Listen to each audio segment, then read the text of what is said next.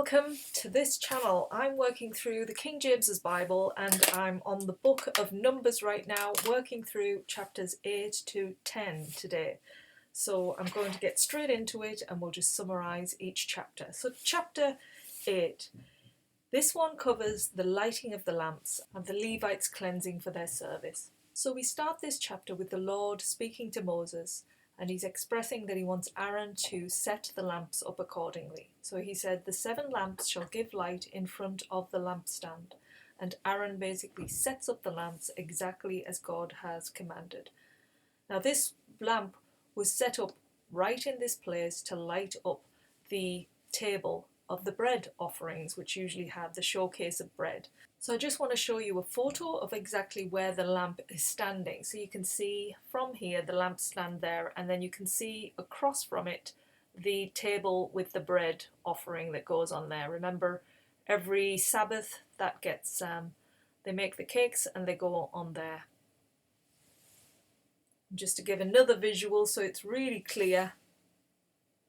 There we have it. You can see the holy place and the table of showbread right opposite the golden lampstand.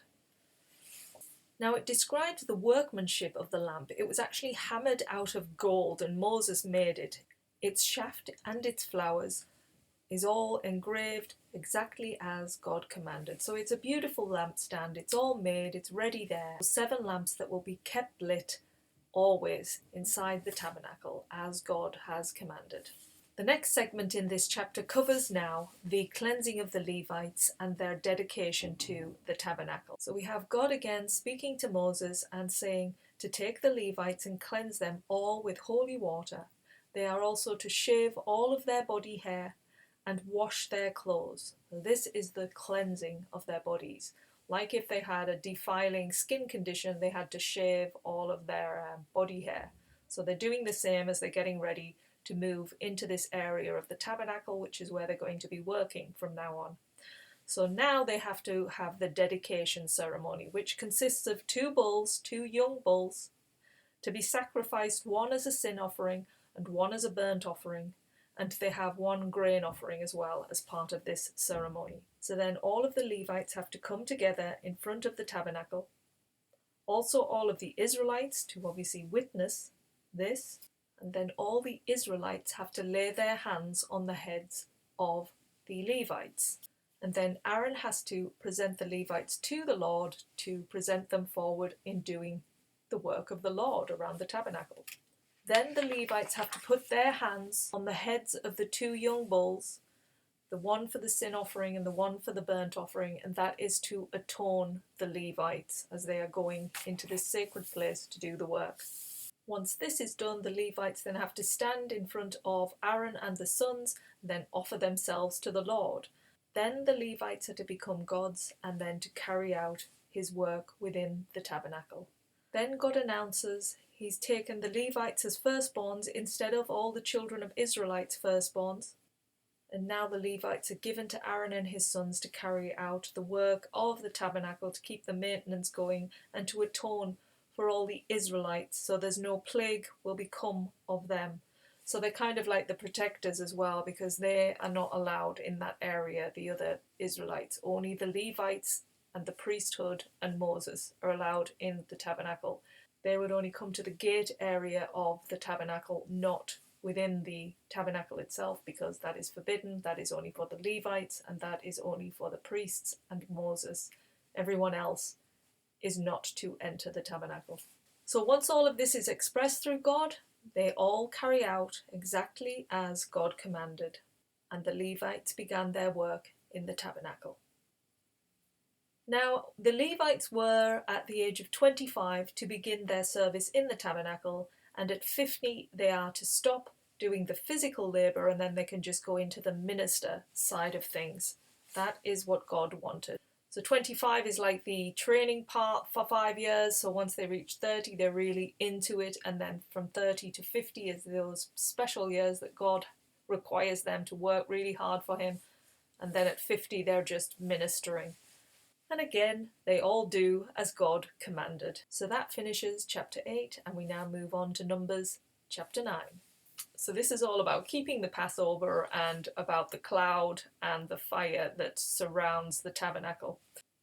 So we begin again with the Lord speaking to Moses in the wilderness of Sinai on the first month of the second year after leaving Egypt. And the Lord tells Moses he wants the Israelites to keep the Passover as appointed on the 14th day of this month at twilight. So it's coming right up that they have to perform the Passover rituals and to begin the ceremony of the Passover.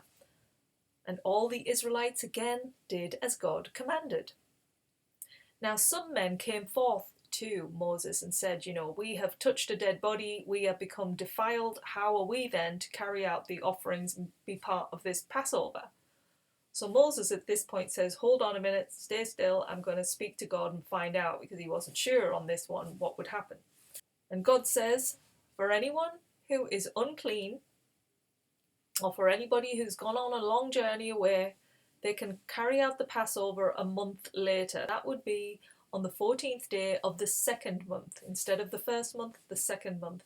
That is when they would become clean and they can carry out the Passover ceremony as directed. And the Lord then reiterates here that anyone who is clean and is part of the camp must carry out the Passover ceremony. If not, they will be excluded from their people, so they'll be sent away. And now we move into the cloud and the fire, the significance of these over the tabernacle. The cloud by day showed God's presence as it covered the entire tabernacle and also shaded the Israelites from the sun. The fire again gave a surety of God's presence, and it lit up the darkness in the wilderness at night. So it had such beautiful functions for them while they were there. So that by day they had a cloud and by night they had fire. Now when the cloud was raised above the tabernacle, they would journey. But when it was just staying on the tabernacle, they would stay and they would pitch their tents in that area.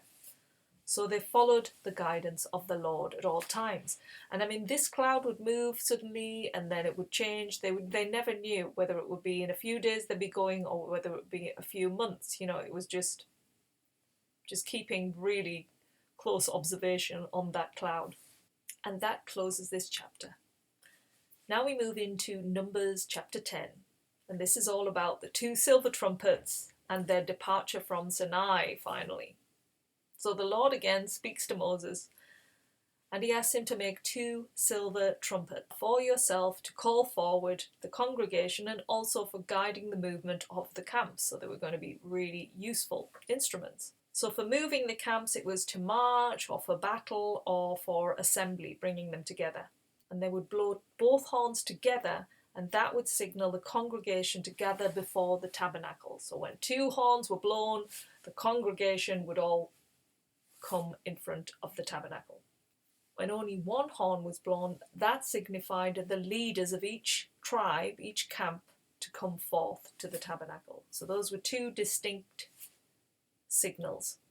So they'd also use the trumpets in other ways in order to journey forward with the camps, because there are so many people there, they needed some way of directing them. So they would sound the advance and then the east side of the camps would move, and then they would sound the advance a second time and the south side of the camps, they would then journey. So there was these different ways of moving them forward. And Aaron and the priests were to sound the trumpets. That was an ordinance for the generations to come. Now when they go to war, they're to sound an alarm, so making a distinct sound with the trumpets. And this was to remind the Lord that, they were going to war and that he would protect them from their enemies. They would also use the trumpets at the very beginning of each of the holy feasts. So say when the Passover started, they would blow the horns. Probably at the Sabbaths as well, they would blow the horns. Just like when you go to church, you hear the ringing of the bell. It's that kind of thing. It's a signal of something starting of significance. And now this final section covers the departure for the promised land. So on the 12th day of the second month of the second year, the cloud begins to lift above the tabernacle. So that means it's time to get moving. So obviously they'll do their trumpeting to get things moving in that way. And they begin their journey from Sinai, and the cloud then settles on Paran, the wilderness of Paran. So that is where they end up stopping. So this is the first time they've moved from Mount Sinai. After all of these rules that they've been giving and all the information, it is now time to start moving, and that's what they've done. They've moved towards Paran. And there is a specific order in which they move forward. So Judah is the first tribe to move forward, then they've got to get the tabernacle all taken down, so that would be the first time they'd start assembling that all in a way, and then obviously they would sound the trumpets and each of the different tribes would move in a specific order. Now if you want to know how that actually was, check out the link under this video for chapter 10 and you will see exactly how the camps roll out and move forward. Now the final part in this chapter is where Moses talks to his father-in-law Hobab, who doesn't want to go with them towards this promised land. He's saying, I'm going to go back to my people now and to my land. And Moses says, no, don't go back. You'll be our eyes, and you'll help us know where to camp. So he obviously sees his father-in-law as somebody who is wise. He knows where to camp. He knows what out to look. He's got experience of living in the wilderness, so he really wants him to be part of it. And he also adds that, the glory of God that they're going to experience, he'll also experience with them. So he'll get this wonderful, journeying experience if he comes along with them.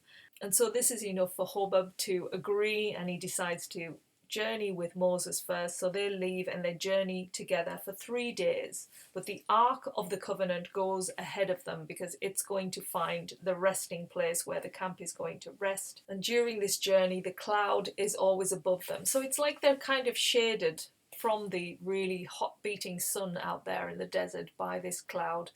And that is how this chapter ends. So they've started on their journey. They're moving towards Paran, getting closer now towards the promised land.